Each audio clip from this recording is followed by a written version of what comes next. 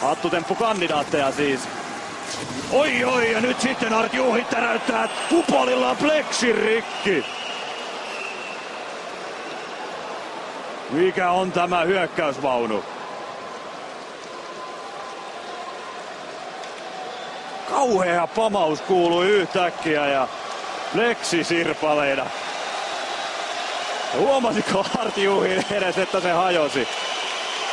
Ei todella moksiskaan. Ja yleensä hurraa täällä ja huutaa. Tässä tuo tilanne. Raunek häntä taklaa. Ja kuvitelkaa tuota massaa, tuota liikeenergiaa, jota edes pleksi ei pysty ehjänä pysäyttämään.